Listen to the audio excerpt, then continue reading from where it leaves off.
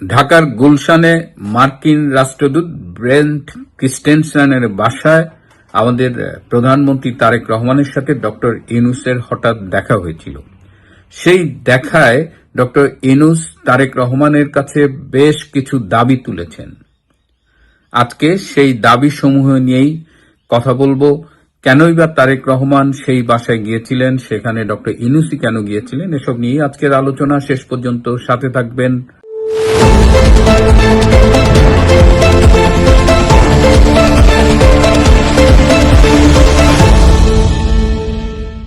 আসসালামু আলাইকুম এবং আদাব। 1776 সালে আমেরিকা তার স্বাধীনতা লাভ করে এবং এ বছর তার 250 বছর পূর্তি হচ্ছে। এই 250 বছর পূর্তি উপলক্ষে আমেরিকা বাংলাদেশে পুরো বছর জুড়ে বিশেষ প্রোগ্রাম চালু করেছে এবং 4 জুলাই হলো আমেরিকার স্বাধীনতা দিবস এবং সেই সপ্তাহে পুরো এক সপ্তাহ বাংলাদেশে আমেরিকান রোড শো চলবে। এছাড়াও ওই জুলাইয়ের ওই সপ্তাহে ঢাকা, সিলেট, রাজশাহী এবং চট্টগ্রামে বিশেষ অনুষ্ঠান হবে। তো গতকাল 21শে মে ন্যাশনাল ডে বা জাতীয় দিবস উপলক্ষে তারা একটি প্রোগ্রাম করেছে এই মার্কিন রাষ্ট্রদূত ব্রেন্ট ক্রিস্টেনসেনের বাসায়। সেই অনুষ্ঠানের প্রধান অতিথি ছিলেন আমাদের মন্ত্রী আমির খসরু। সেখানে বাংলাদেশের অনেকেই উপস্থিত ছিলেন, ডক্টর ইউনূস ছিলেন এবং কোন রকম প্রোটোকল ছাড়া সেখানে একদম দর্শক হিসেবে কিছু সময়ের জন্য গিয়েছিলেন বাংলাদেশের প্রধানমন্ত্রী তারেক রহমান। তারা এই অনুষ্ঠানের নাম দিয়েছে ফ্রিডম 250। এখানে মার্কিন রাষ্ট্রদূত দীর্ঘ একটি বক্তৃতা দিয়েছেন এবং 1776 সালে যে স্বাধীনতার ঘোষণাপত্রটি লিখিত হয়েছিল সেই ঘোষণাপত্র থেকে তিনি কিন্তু অনেকখানি অংশ পাঠ করে শুনিয়েছেন এবং ট্রাম্পেরও কিছু বক্তব্য সেখানে তিনি তুলে ধরেছেন।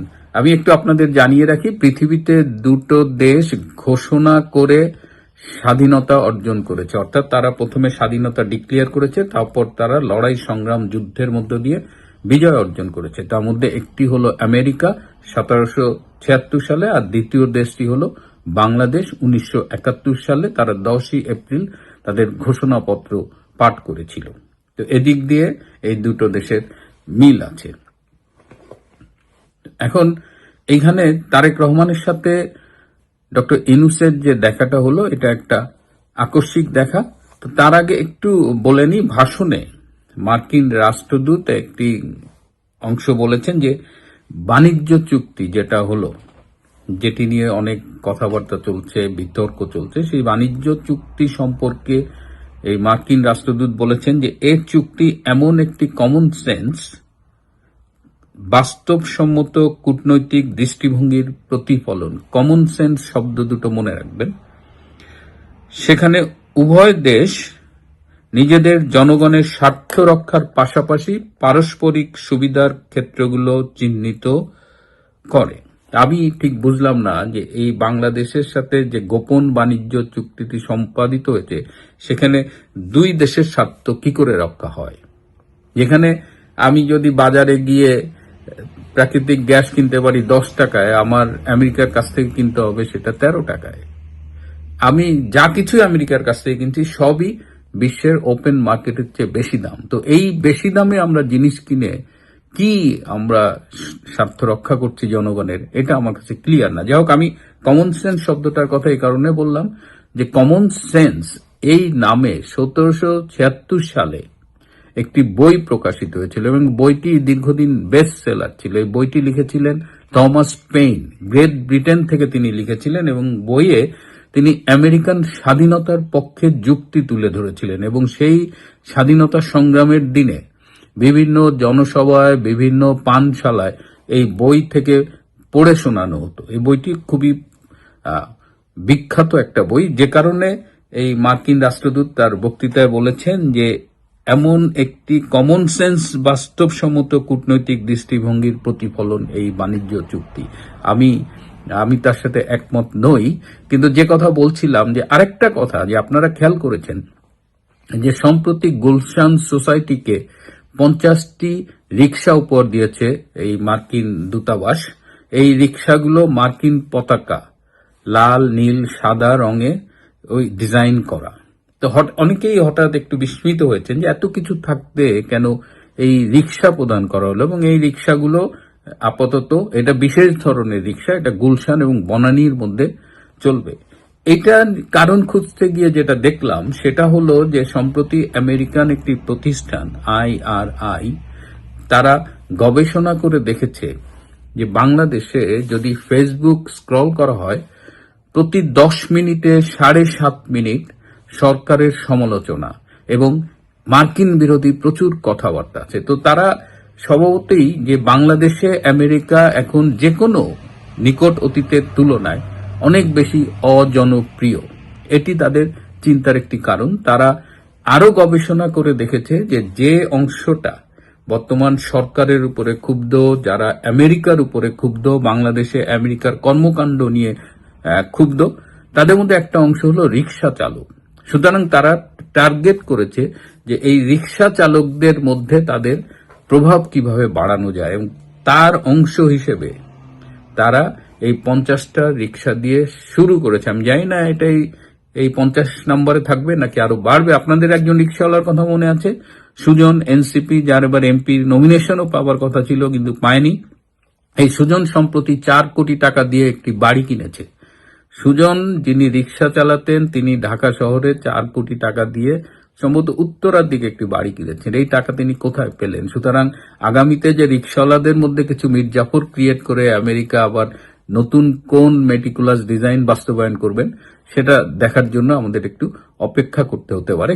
যাই হোক, আমরা আজকের যে বিষয়টি নিয়ে আলোচনা করছিলাম যে ডক্টর ইউনূস তারেক রহমানের সাথে তার দেখা হয়েছে এবং ইনফর্মালি তিনি কথা বলেছেন, এবং তিনি কথাটা বলেছেন টেকনিক্যালি, এবং সেখানে এই রাষ্ট্রদূত ব্রেন্ট ক্রিস্টেনসেনও উপস্থিত ছিলেন। এবং ডক্টর ইউনূস 7 দফা দাবি পেশ করেছেন মাননীয় প্রধানমন্ত্রীর কাছে। তার চেয়ে সবচেয়ে গুরুত্বপূর্ণ দফাটি হলো যে তাকে এবং তার কয়েকজন উপদেষ্টাকে, যেমন আদিউর রহমান শুভ্র, রিজওয়ানা হাসান, এদের বিরুদ্ধে কোনো অবস্থায় কোন রকমের ফৌজদারি মামলা করতে দেওয়া যাবে না এবং তাদের গ্রেপ্তার করা যাবে না এবং তাদের বিরুদ্ধে কোনো সরকারি ব্যবস্থা নেওয়া যাবে না। অর্থাৎ এই যে আপনারা দেখছেন যে বিভিন্ন সময় রিট হচ্ছে, ইউনূসের দেশ ত্যাগের বিরুদ্ধে রিট হচ্ছে, অনেক কিছুই হচ্ছে। এতে কিন্তু ডক্টর ইউনূস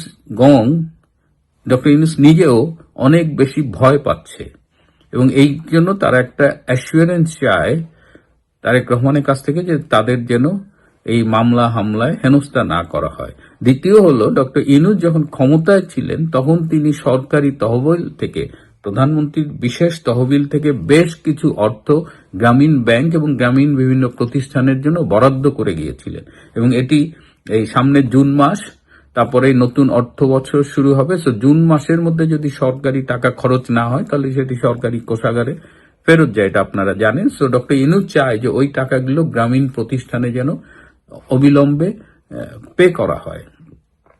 তো এই ব্যাপারটি তারেক রহমান নিশ্চিত করে কিছু বলেননি। মানে ইউনূসের ব্যাপারটা দেখেন যে ক্ষমতায় থাকাকালীন ব্যক্তিগত প্রতিষ্ঠানের জন্য কিভাবে সরকারি কোষাগার থেকে লুটপাট করেছেন এবং সেই টাকা যেগুলো সে ট্রান্সফার করে যেতে পারেনি এখন সেটাও তার চাই। এছাড়াও তাদের আরো কিছু আলোচনা হয়েছে এবং তিনি তারেক রহমানকে বলেছে, আমি তো আমার সকল কথা রেখেছি, আমি আপনাকে ক্ষমতায় বসানোর প্রতিশ্রুতি দিয়েছিলাম সেটাও রেখেছি, এরকম নানান কথা তিনি তারেক রহমানকে মনে করিয়ে দিয়েছেন। এবং সবশেষে বলেছেন যে গত ঈদে তিনি তারেক রহমানের সাথে দেখা করতে গিয়ে প্রায় 3 ঘন্টা অপেক্ষা করেছিলেন, এটি তার জন্য যথেষ্ট অপমানজনক এবং অস্বস্তিকর ছিল। তাই তিনি এটিরও অ্যাসিওরেন্স চেয়েছেন যে তিনি যদি দেখা করতে যান যেন তাকে একটু তাড়াতাড়ি দেখা করানোর ব্যবস্থা করা যায়। তো সামাজিক যোগাযোগ মাধ্যম জুড়েই দেখলাম এই আলোচনাটা হচ্ছে যে গুলশানের একটি বাড়িতে তারেক রহমানের সাথে ডক্টর ইউনূসের বৈঠক হয়েছে এবং আরো একটি এই বৈঠক, এবং এখানে আরো কথা হয়েছে যে প্রেস সচিবের পারফরমেন্স নিয়ে। ডক্টর ইউনূস বলছে তার যে প্রেস সচিব ছিল ডাস্টবিন শফি, সে নাকি মিডিয়াকে একদম দমন করে রাখতে পারত, সরকারের যে কোনো ইচ্ছা বাস্তবায়ন করতে পারত। কিন্তু তারেক রহমানের যে প্রেস সচিব সালেহ শিবলি, যিনি একজন রিয়েল সাংবাদিক এবং সাংবাদিক হিসেবে তার আহ, দলমত নির্বিশেষে একটা গ্রহণযোগ্যতা আছে। শালের শিবলি নাকি তার দায়িত্ব পালন করতে পারছেন না। শালের শিবলির উচিত ডাস্টবিন শফিকের কাছ থেকে শিক্ষা নিয়ে গণমাধ্যমের মুখ নিয়ন্ত্রণ করা। এই নিয়ে আলোচনা হয়েছিল ডক্টর ইউনূসের সাথে ডক্টর আমাদের প্রধানমন্ত্রী তারেক রহমানের। প্রিয় বন্ধুরা, আজ এ পর্যন্তই। ভালো থাকবেন, সুস্থ থাকবেন, তার চেয়েও জরুরি হলো নিরাপদে থাকবেন। সবাইকে অনেক ধন্যবাদ।